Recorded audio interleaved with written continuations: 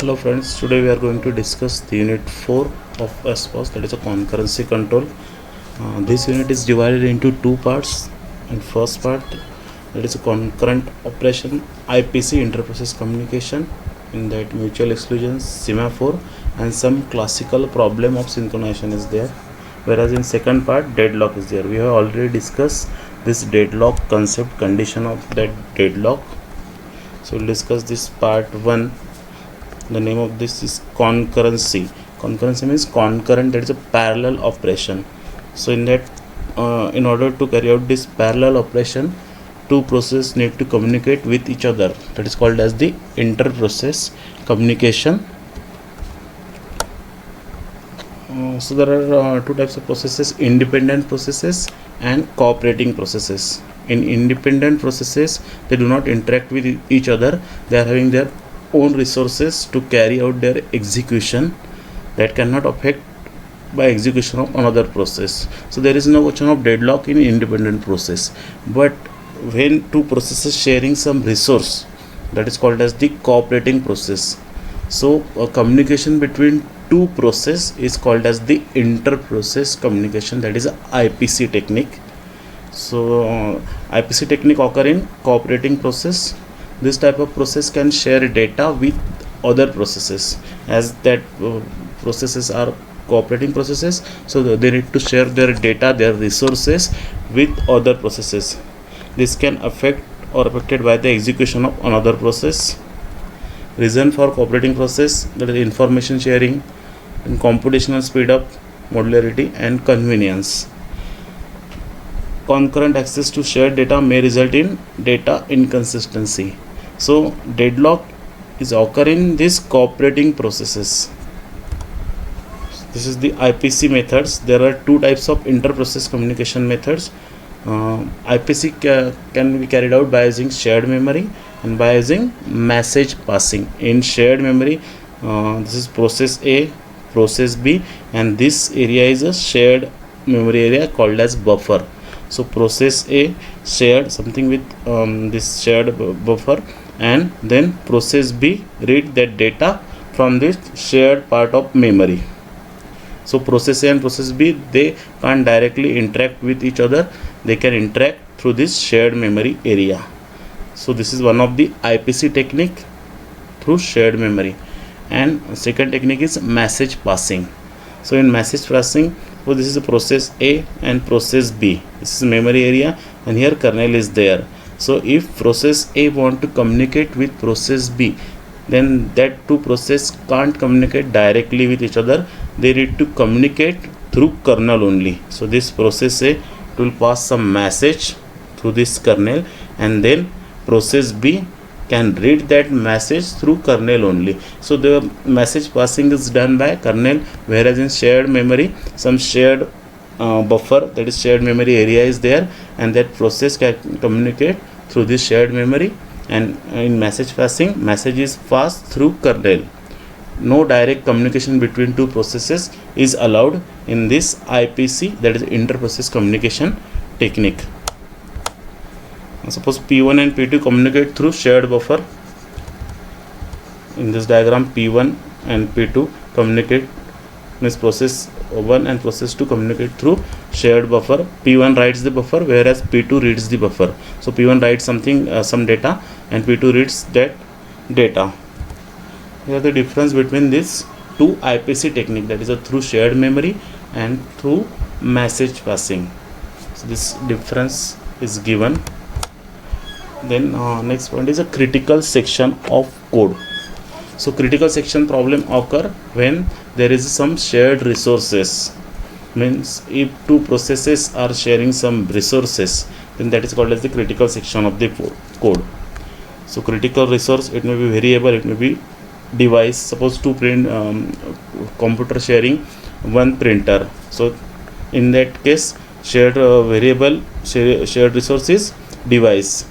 Critical resource, that's called as the critical section of program. When more than one processes access a same code segment in programming language, when more than one processes access a same code segment, that segment is known as critical section. Critical section contains shared variable or resources which are needed to be synchronized to maintain consistency. That means concurrency, that is a parallel operation, that is a carrying out two processes at simultaneous. So here this is entry section, this is a critical section. So once the process enters in critical section, then they can't interact with each other. So entry section, critical section, and exit section, and then after executing means after passing this critical section, process can execute its remainder section. Then concept of mutual exclusion, that is a mutex.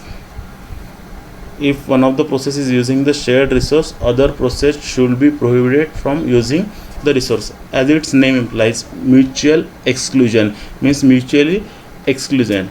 So if one process is using the shared resource, then no other process can't use that resource, and if that another process is trying to get access of that resource, then deadlock will occur. So to avoid that deadlock, mutual exclusion is there. No two processes may be simultaneously inside their critical section. If one process is in critical section, then that process need to exit from that critical section, as mentioned in this diagram.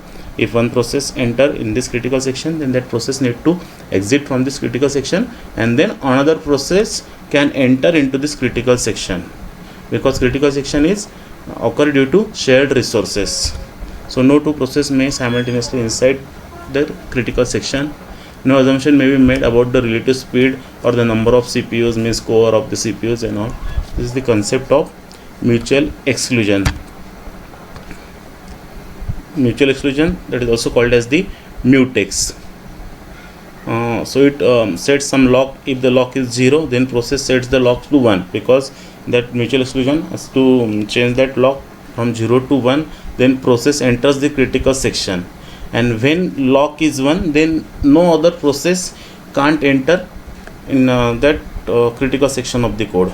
And suppose if the lock is 0, then process sets the lock to 1, means if another process tries to get the access of this critical section, then it realize that lock is 1, so that process can't enter into that section. The process enters the critical section, first process, else the process waits in a loop until the value of the lock becomes 0.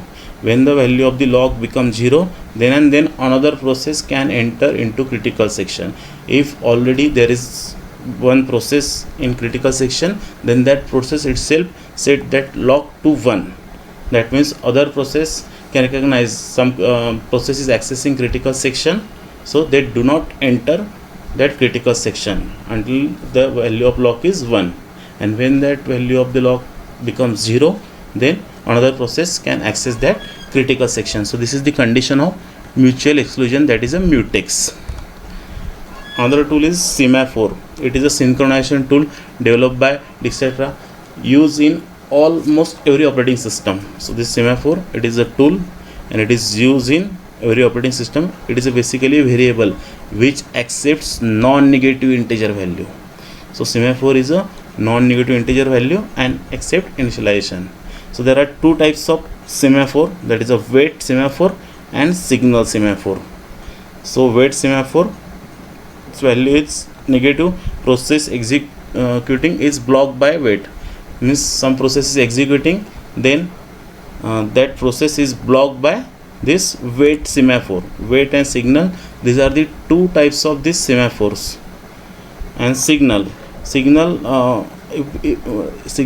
if the process is blocked by wait operation, this wait operation or wait semaphore block the process, then that lock is removed by this signal. So block by wait operation is removed from the waiting queue and sent to ready queue by signal operation. So what is the job of wait semaphore?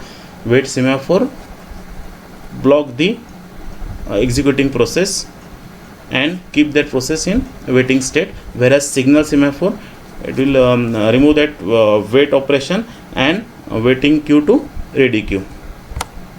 Mutual exclusion using semaphore. So semaphore on process while entering critical section executes wait. So semaphore value negative, it is suspended because non-negative value of semaphore is there. So if S value is negative, it is suspended. Process executes signal S after exiting its critical section, means once the process exit from that critical section, then process execute signal S. Then IPC problem, that is inter-process communication problem. So three classical problem of synchronization is given. Why it is called as the classical? Because these three problems represent most of the classes of the synchronization. So synchronization means communication between two processes in IPC technique. So three problems are given, that is a producer consumer problem, reader writer problem, and dining philosopher problem. So first we will see producer consumer problem. In producer consumer problem, it is the most common problem in concurrency processing. Process share a common fixed size buffer for exchanging of information. We will see the diagram for producer consumer. So this is the buffer slots, that means some shared memory area is there, and this producer, this is a consumer.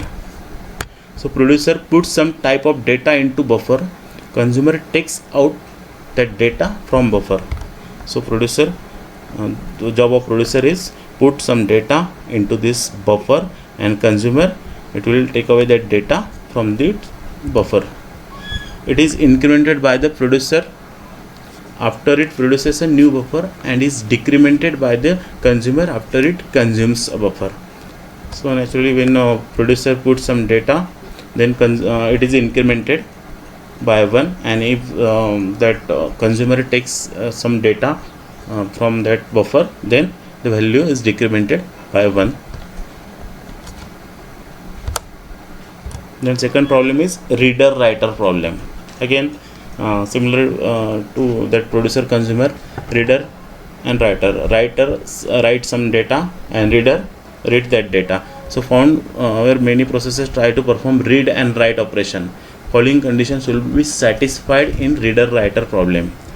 Any number of reader may simultaneously read the database. Some database is there, so writer writes some data into that database, and reader can access that database. So any number of readers may simultaneously read the database, but only one writer is allowed to write the database at any time.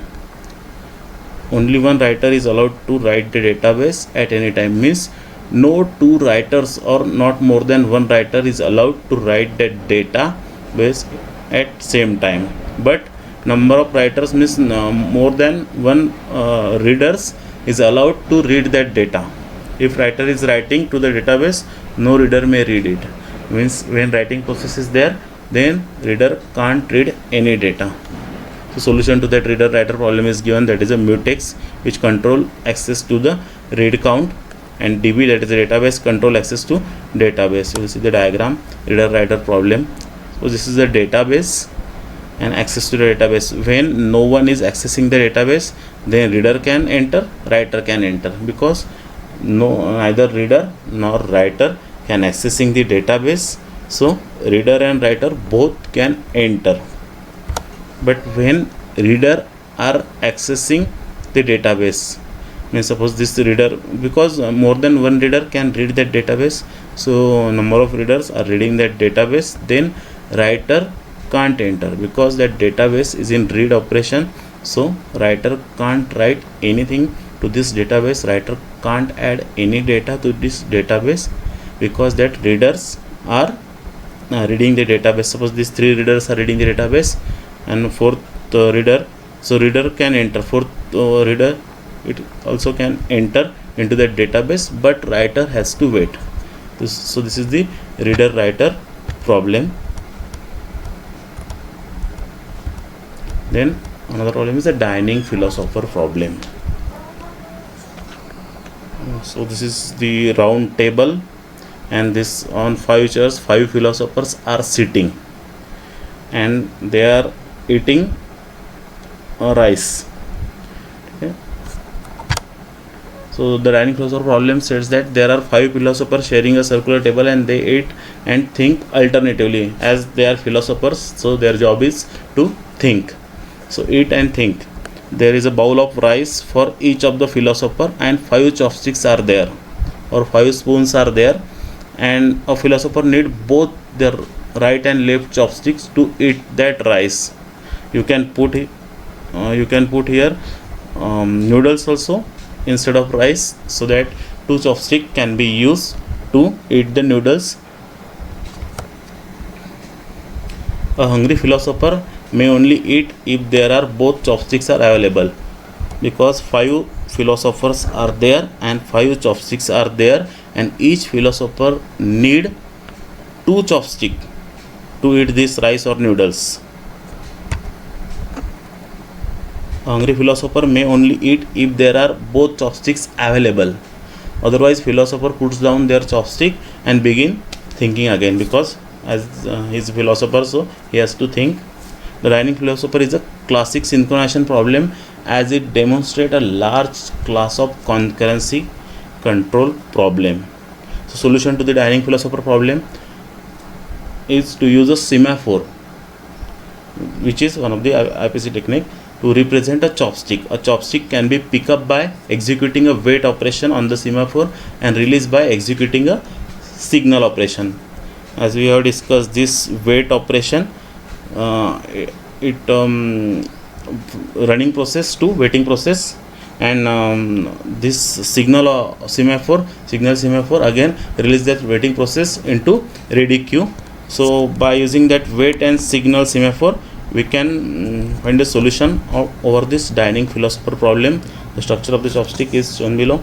Semaphore, chopstick 5, because there 5 chopsticks are there. So in this way we have discussed this unit 4. Deadlock we have already discussed. Then Banker's algorithm, the numerical based on that Banker's algorithm, that we have already discussed. Thank you.